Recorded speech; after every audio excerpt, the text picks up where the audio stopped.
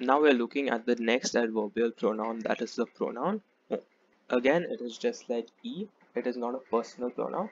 It is an adverbial pronoun which may roughly be translated as some of it, about it, one of them, one of it. Okay, it takes on different meanings based on the situation that you are using it in. The placement rules are the same that as you have seen with E.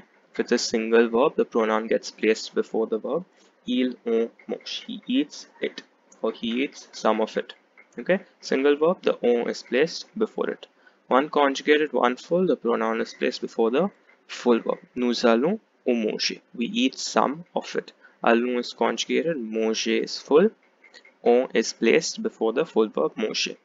So we have one auxiliary and one participle. That is the case of the passé composé. The pronoun gets placed before the auxiliary.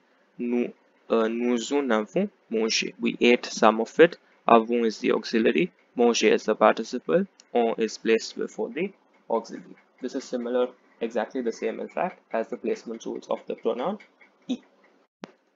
Now let's look at the cases in which we have to use the pronoun on. The first case is when you have a noun introduced by a partitive article. Which are your partitive articles? You have du, de la, de L apostrophe, de le, and de.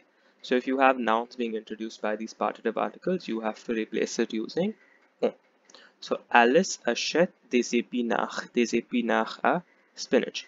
Okay, so it is a noun, that is épinard, being introduced by a partitive article de. You can replace it with on. And where will you place it? You will place it before the single verb here, achète. Alice on achète, Alice buys some of it or some of them. Okay. Les enfants devraient boire du lait. The children should drink some milk. So this is a noun, that is lait, being introduced by a partitive article. You will replace it with on. And where will you place it here?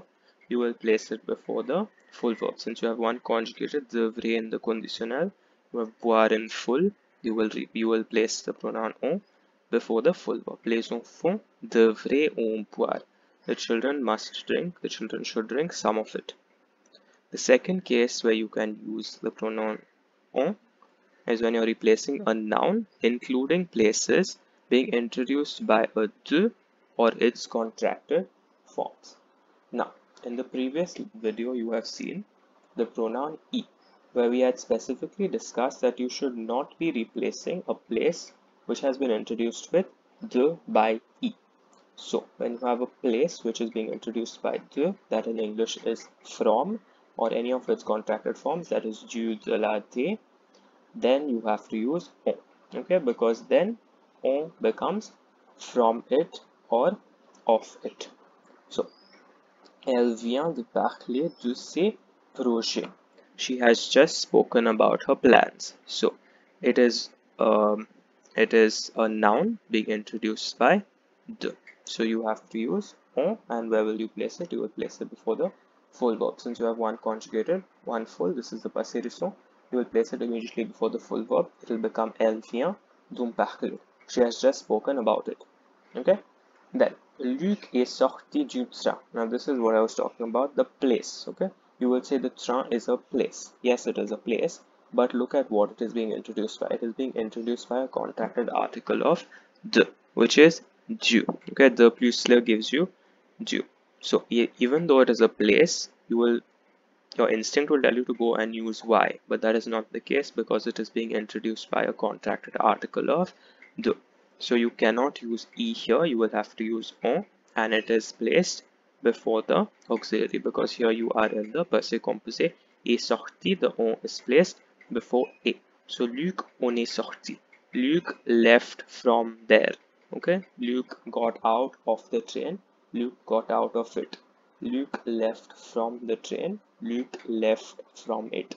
Okay, so that is the meaning of on. It can take on different meanings, but as you see here, whenever you have a place that has been preceded or that is being introduced by a de or any of its contracted forms, resist the urge to use e because you have to use on.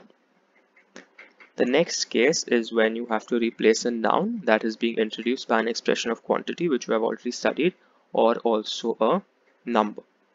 So, ils font 1 kilo de pommes pour faire cette tarte. You require 1 kilo of apples to make this tart.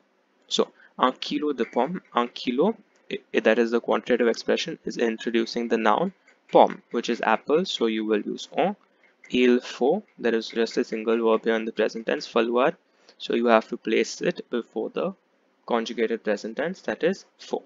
So, il en faut pour faire cette tarte. It is required, or you need some of them, okay, to make this tarte. So when you have a noun being introduced by a quantitative expression, then you will use en. Now, an additional rule is when you're replacing a noun that has been introduced by a number, you do use en, no doubt, but you will also retain the number in your answer. See why. So you say, j'ai 9 cousins. I have 9 cousins. Now, your noun cousin is being introduced by the number 9. So you can use en. This is a simple sentence. So you will just have to place it before the singular verb, that is a. It will become j'en ai. Now, after you have j'en ai and you have a number, you also have to write the number. So it will be j'en ai 9 because you have to say, I have 9 of them. Okay. J'en ai is just I have some. But if you know the number, you have to write the number where it is. So I have 9 of them. So whenever you have a number and you're replacing it with en, don't forget to write back the number in your answer. Now, just like we had for the pronoun e, we had 2 special cases there. We have the same 2 special cases here for the pronoun en. And the rules for the special cases continue to remain the same for the pronoun e as well as for the pronoun en. So let's just revise quickly. The first special case is the negative, where the rules of placement continue to hold. So, il ne cherche plus de nouvelles idées. He no longer finds any new ideas. So now you have de, which is introducing a noun, so you can substitute it with en. Disregard the negative words, that is ne and plus, and just search for the verb. It is a single verb here in the present tense, cherche. So your en has to be placed before that single verb. So it will become il ne cherche plus. He no longer searches for any of them. Okay.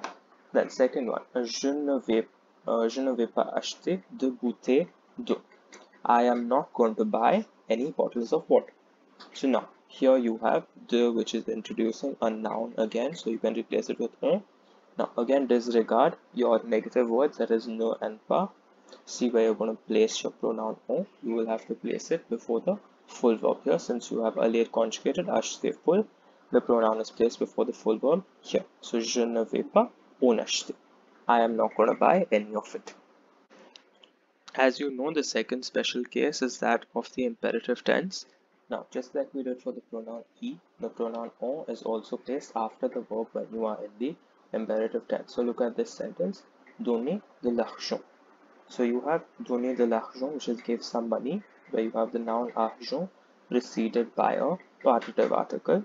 So you can use en, and since this is an imperative sentence, you have to place the pronoun en after the verb and not before it, separated by a hyphen. So it becomes donner en. Now, you've discussed this in the pronoun e video as well, that if you have an er verb in the to form in the imperative, its s is dropped usually. Now, when you replace anything with en, that s returns. Okay, the dropped s returns with the arrival of the pronoun en. So look at this imperative sentence.